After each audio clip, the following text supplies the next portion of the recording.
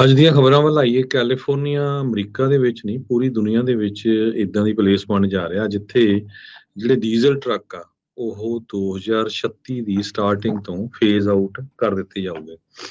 ਨਵੇਂ ਬਿਗਰੇਕਸ ਤੇ ਜਿਹੜੀਆਂ ਬੱਸਾਂ ਆ ਜੋ ਡੀਜ਼ਲ ਤੇ ਚੱਲਦੀਆਂ 2036 ਤੋਂ ਬਾਅਦ ਕੈਲੀਫੋਰਨੀਆ ਦੇ ਵਿੱਚ ਸੈੱਲ ਨਹੀਂ ਕੀਤੀਆਂ ਜਾਊਗੀਆਂ।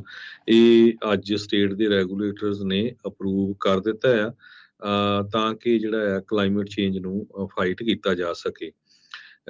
ਇਹ ਰੂਲ ਦੇ ਨਾਲ ਜੋ ਡੀਜ਼ਲ ਦੀਆਂ ਬੱਸਾਂ ਟਰੱਕ ਆ ਉਹ ਤਾਂ ਨਵੇਂ ਨਹੀਂ ਸੈੱਲ ਹੋਊਗੇ। ਸੋ ਜਿਹੜੇ ਯੂਜ਼ਡ ਵੀ ਆ ਉਹਨਾਂ ਦੇ ਲਈ ਵੀ ਉਹਨਾਂ ਨੂੰ ਡਿਸਕਲੋਜ਼ ਕਰਨਾ ਪਊਗਾ 2024 ਤੱਕ ਡਰਾਈਜ਼ ਟਰੱਕ ਦੀ ਬਾਬਤ। ਤੇ ਇਹ ਰੂਲ ਹਜੇ ਇੰਪਲੀਮੈਂਟ ਤਾਂ ਨਹੀਂ ਹੋ ਸਕਦਾ, ਪਰ ਜਦੋਂ ਤੱਕ ਯੂਐਸ এনवायरमेंटल ਪ੍ਰੋਟੈਕਸ਼ਨ ਏਜੰਸੀ ਇਸ ਨੂੰ ਅਪਰੂਵ ਨਹੀਂ ਕਰਦੀ। ਪਰ ਬਾਈਡਨ ਐਡਮਿਨਿਸਟ੍ਰੇਸ਼ਨ ਨੇ ਆਲਰੇਡੀ ਇਦਾਂ ਦਾ ਜਿਹੜਾ ਰੂਲ ਆ ਉਹ ਅਪਰੂਵ ਕੀਤਾ ਹੋਇਆ ਹੈਗਾ। ਡੈਮੋਕ੍ਰੈਟਿਕ ਗਵਰਨਰ ਗੈਬਨ ਨਿਊਸਮ ਉਹਨਾਂ ਨੇ ਇਹ ਕਿਹਾ ਆ ਵੀ ਦੁਨੀਆ ਦੇ ਵਿੱਚ ਰੀਅਲ ਕਲਾਈਮੇਟ ਐਕਸ਼ਨ ਅਸੀਂ ਅੱਜ ਇਹ ਲਿਆ ਹੈਗਾ ਆ ਇਸ ਐਕਸ਼ਨ ਕਰਕੇ। ਜੀ ਬਿਲਕੁਲ। ਬਾਕਸ ਟਰੱਕਸ ਨੂੰ diesel power box truck, semi trailer ਤੇ ਲਾਰਜ ਪੈਸੇਂਜਰ ਪਿਕਅਪਸ ਆ ਉਹਨਾਂ ਨੂੰ EPA ਨੇ ਜਿਹੜਾ ਆ ਉਹ ਬੈਨ ਕਰ ਦਿੱਤਾ ਸੀਗਾ ਵੀ ਉਹਨਾਂ ਨੂੰ ਫੇਜ਼ ਆਊਟ ਬੇਸਿਕਲੀ ਕਰ ਦੇਣਾ। ਸੋ ਹੁਣ ਕੈਲੀਫੋਰਨੀਆ ਦੇ ਵਿੱਚ ਇਹ ਵੀ ਜਿਹੜਾ ਉਹ ਬੰਦ ਹੋਣ ਜਾ ਰਹੇ ਆ। ਅੱਜ ਸਵੇਰੇ ਹੀ ਆਪਾਂ ਗੱਲ ਕਰ ਰਹੇ ਸੀਗੇ ਵੀ ਰੇਲ ਗੱਡੀਆਂ ਦੇ ਉੱਤੇ ਵੀ ਡੀਜ਼ਲ ਪਾਵਰਡ ਇੰਜਨਸ ਨੂੰ ਇਲੈਕਟ੍ਰਿਕ ਜਿਹੜੀ ਆ ਇੰਜਨਸ ਦੇ ਵਿੱਚ ਬਦਲਣ ਦੇ ਲਈ ਕੋਸ਼ਿਸ਼ ਚੱਲ ਰਹੀ ਆ। ਹੁਣ ਭਾਰਤ ਵਰਗੇ ਮੁਲਕ ਦੇ ਵਿੱਚ ਸਾਰੇ ਪਾਸੇ ਇਲੈਕਟ੍ਰਿਕ ਰੇਲ ਗੱਡੀਆਂ ਚੱਲਦੀਆਂ, ਇੱਥੇ ਵੀ ਚੱਲ ਸਕਣਗੀਆਂ। ਇਹ ਇੱਕ ਵੱਡੀ ਜਿਹੜੀ ਚੁਣੌਤੀ ਰਹੂਗੀ, ਕਿਉਂਕਿ ਆਪਾਂ ਨੂੰ ਪਤਾ ਵੀ ਐਨਰਜੀ ਜਿਹੜੀਆਂ ਰਹਿੰਦੀਆਂ ਆ ਲਗਾਤਾਰ ਇੰਨੀ ਬਿਜਲੀ ਦੀ ਪ੍ਰੋਡਕਸ਼ਨ ਕਿੱਦਾਂ ਹੋਊਗੀ, ਸਾਰਾ ਕੁਛ ਆ 2035 ਦੇ ਵਿੱਚ ਗੱਡੀਆਂ ਵੀ ਸਾਰੀਆਂ ਇਹਨਾਂ ਨੇ ਜ਼ੀਰੋ ਮਿਸ਼ਨ ਵਹੀਕਲ ਦੇ ਵੱਲ ਨੂੰ ਕਰਨਾ ਆ, ਹਾਈਬ੍ਰਿਡ ਚੱਲਣਗੀਆਂ ਜਾਂ ਫਿਰ ਸਾਰੀਆਂ ਜ਼ੀਰੋ ਮਿਸ਼ਨ ਦੇ ਵਿੱਚ ਹੋਣਗੀਆਂ।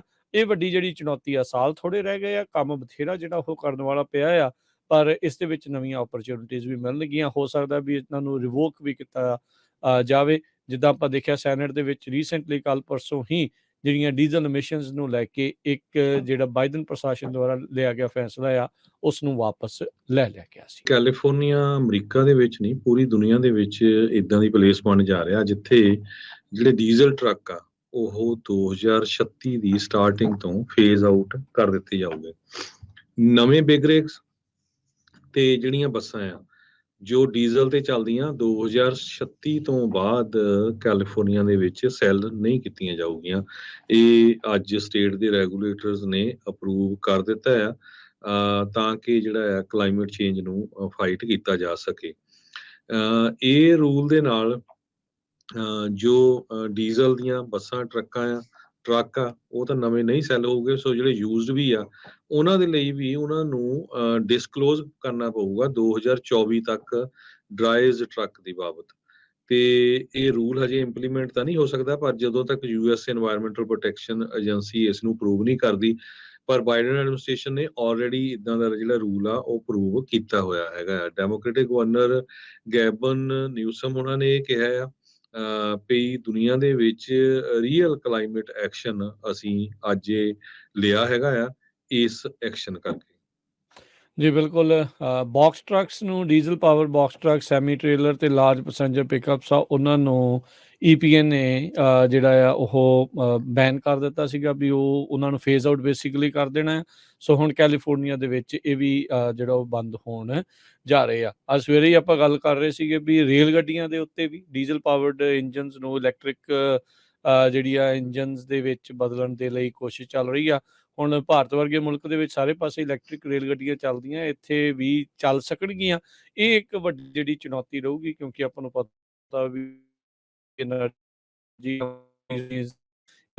ਜਿਹੜੀਆਂ ਰਹਿੰਦੀਆਂ ਆ ਲਗਾਤਾਰ ਇੰਨੀ ਬਿਜਲੀ ਦੀ ਪ੍ਰੋਡਕਸ਼ਨ ਕਿੱਦਾਂ ਹੋਊਗੀ, ਸਾਰਾ ਕੁਛ ਆ 2035 ਦੇ ਵਿੱਚ ਗੱਡੀਆਂ ਵੀ ਸਾਰੀਆਂ ਇਹਨਾਂ ਨੇ ਜ਼ੀਰੋ ਮਿਸ਼ਨ ਵਹੀਕਲ ਦੇ ਵੱਲ ਨੂੰ ਕਰਨਾ ਆ, ਹਾਈਬ੍ਰਿਡ ਚੱਲਣਗੀਆਂ ਜਾਂ ਫਿਰ ਸਾਰੀਆਂ ਜ਼ੀਰੋ ਮਿਸ਼ਨ ਦੇ ਵਿੱਚ ਹੋਣਗੀਆਂ।